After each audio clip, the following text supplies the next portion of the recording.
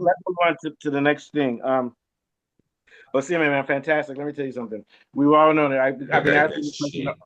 I've been asking all year. Why isn't this guy in England?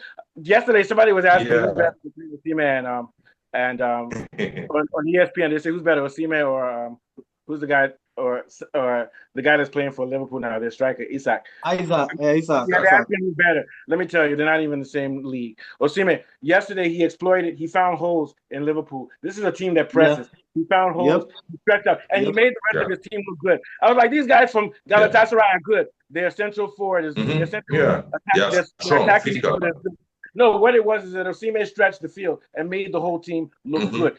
Another thing that Osimhen does, which I don't see any forwards in England doing, holding up the play and giving the team time to catch up and lead with the attack. Nobody has my reservations about Isak because of his injury record.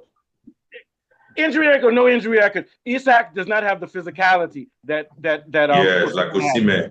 Osimhen holds up the ball. Isak plays with speed, not physicality. Yeah, but here's the thing: he plays fluidity, but he's not physical. Just like Kane too. Kane is physical, being able to do everything. Hold up, play, so that your team can link, do work. Isak is like a Ferrari. Give me the ball and let me score. Goes on his own. Yeah. Now, Haaland is probably better than Osimhen. Yeah, I'll say that. Haaland and Kane. But Osimhen is a top 3 or 4 striker in the world. And he's playing and he has a point. He's a very stubborn guy. He doesn't get along with coaches, but he knows how good he is. Very stubborn. I prefer Osimhen to Haaland because Haaland needs players to feed him. Osimhen doesn't need to. I prefer Osimhen. Haaland is probably a better finisher. You know, Haaland, that motherfucker never misses when he's in the box, man. That's the only difference. if Haaland went to United, he wouldn't score any goals. I'll just say Kane is the best number 9 in the world. And then we can debate about Haaland or Osimhen. But these, you know what it is? The British and white people, they don't like Nigeria. They don't want to admit that Osimhen is top 3, top 2 strikers in the world. Yeah. I really don't know why. I really don't know why he's not even in top 10 of this last Ballon d'Or that he did. I still don't know how I don't like him now. He used to play in a better league. And the thing about Osimhen, even though Osimhen has a bad attitude, I think that's the issue. Even though he has a bad attitude, he's playing in the wrong league. The guy is a team player. Remember when he was playing at Napoli, he was among top 10 or so now. When he was at Napoli, so why he needs to change his agent? They should look for a better club for him. Yeah, exactly. What are your thoughts on Mr. Falabi on Osimhen? Yeah, I think he's an excellent player. He has all the qualities of a modern number 9, and with a little bit more from him. The hold-up play is fast. The last 20 yards towards the goal, he has blistering pace. He can hold the ball up. He can shoot very well with both feet, and he's good in the air. So those are the classic qualities of a top number 9. He can score from corner kicks. The only thing I have against him is his temperament. Sometimes his temperament gets the like better of him, but he's an excellent. Not like Maradona. You know, geniuses are usually very crazy. Yeah, sure. They're like that. So, but at least he's better than Balotelli because Balotelli will be chasing prostitutes and drinking even during on the pitch. So I feel it's because of the strength of the league. UEFA has coefficients for all this league based on the strength of the league. Otherwise, he would have been nominated for Ballon d'Or along with these other players. So I think if he plays in a stronger league, for certain, he will win it. For sure. He's a very good player. Let me tell you, that guy was the star of the show yesterday, man. He plays with his whole heart. He plays with his whole heart. I mean, on the pitch, defenders will not be able to keep high line.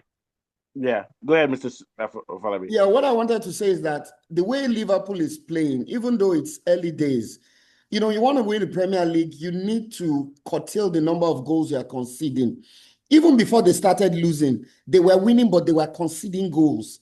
So yes, and they win that many.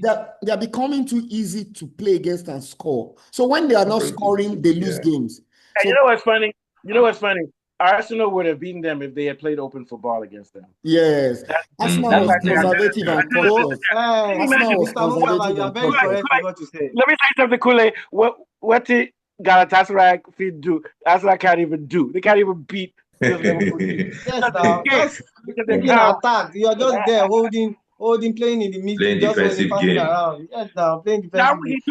That's why people are complaining. You have the caliber of player to attack. You are there. You are just keeping them on the bench. He threw away 3 points based on. Yes, now.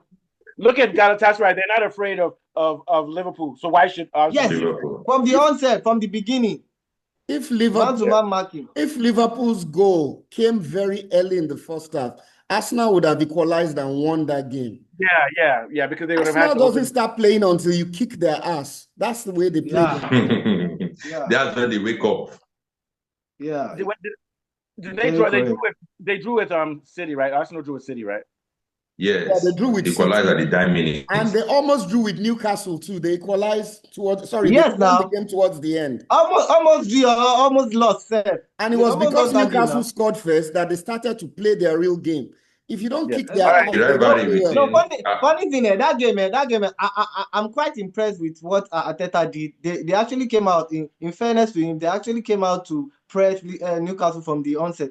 From the onset, I knew that we are going to win because we had a penalty disallowed and even so many opportunities to score. We played better in that game. That is what their keeper that saved them, Nick Pope. Yeah, their